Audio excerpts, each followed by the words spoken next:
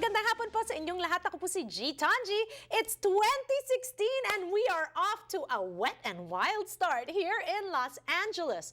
The California storms, pag-uusapan natin yan at iba pang mga bagong balita, of course, from our friends from Asian Journal. Asian Journal, the leading Filipino-American newspaper since 1991.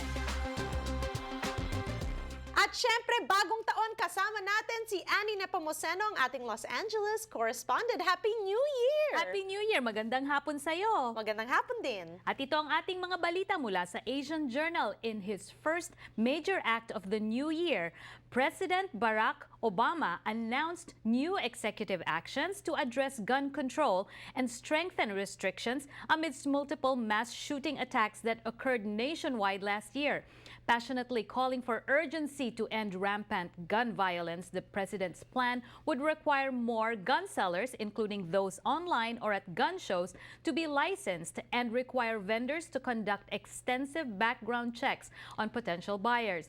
Though many opponents have quickly criticized the plan, saying it violates the Second Amendment, Obama asserted that the strengthened background checks would make the process more secure, not harder for people to purchase guns. Well, I think it's about time. I think that's really good news, di ba? Pero alam mo naman ang ating mga Americans that are super hardcore na sinasabi na, you know, yeah, he's not it's saying their right. It is their right. They still have the choice to have guns. It's just that they're making it more secure.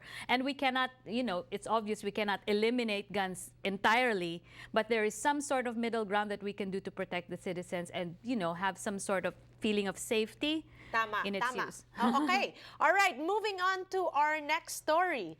Eto naman, out with the old, di ba? Yes.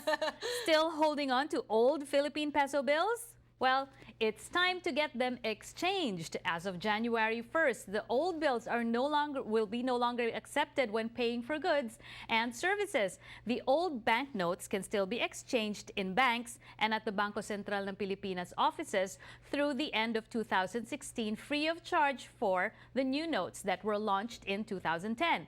For those of us Filipinos living abroad, you can still register between October 1st and December 31st of this year on the BSP website to get them exchanged. By January 1st, 2017, the old notes, which use a design that has been used since 1985, will be considered demonetized and no longer have any monetary value. Ay nako, when I look at the old money, naalala ko nung bata pa ako, binibigyan ako ng ninang ko ng ano, tatanungin ako, anong kulay ang gusto mo? Ako naman, gusto ko purple o gusto ko yellow. Yeah. Kasi pag nagbunot ako ng isang buhok na puti, may bayad Ay, yun. ganon? Oo. Nang marami ba siyang puting buhok? Well, back then, oo, pero bayad yun. O, di ba, bongga? Pero I hope you had used those bills at kailangan palitan na. Oo nga naman. Okay, and now moving on to our People's Champ, the story, everyone, papaniwalaan kaya? Eto. Tingnan natin. The People's Champ will hang up his boxing gloves after a bout against Timothy Bradley on April 9 to focus on a career in politics. Manny Pacquiao, currently the lone congressman of the Sarangani province, is looking to run for one of the 24 national Senate seats in the May election.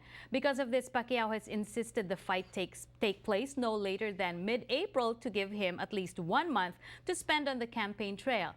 Following Pacquiao's fight against Floyd Mayweather Jr., reports emerged that there were talks of a rematch. Pacquiao, however, refuted those claims. Ayan. Okay, so sana eto na nga ang last kasi it's always better to sort of hang up the gloves when you're at the top. Yeah, quit while you're ahead. That's right. Okay, at alam mo naman dito sa Los Angeles, patuloy pa rin na umuulan, di ba? Kaya ako'y medyo stylish na hat ngayong araw na to. Let's talk about the storms that are happening. Okay, California got some much-needed major rainfall today Tuesday and Wednesday, the wet weather a welcome sight in most areas. But in Solimar Beach, where a fire burned over 1,000 acres of land last month, the rain is swamping the ground. Some Ventura County residents are seeking higher ground and submitting to voluntary evacuations. The Red Cross has opened a shelter to accommodate evacuees. Ventura County is expected to receive from 1 to 4 inches of rain with a higher rainfall in the mountains. Tuesday rain is part of 3 major storm systems that are expected to hit California till Friday. Ayan, so please be careful out in the road, mga kababayan. We want you to be safe. Huwag humarurot. Yeah, wag masyadong mabilis magmaneho. 'Di ba, harurot? Ano ba yung I used to hear that word a Yes. lot, 'di ba? Yun yung pag nagmamaneho kang mabilis na Yeah, mabilis. ang word namin kumakaripas. Kumakarip. Malalim na lang, malalim. Lumalalim ang ating diskusyon dito sa Kababayan Today. Kasama pa rin natin si Annie Nepomuceno when we return here on the show. Don't go away, we'll be right back.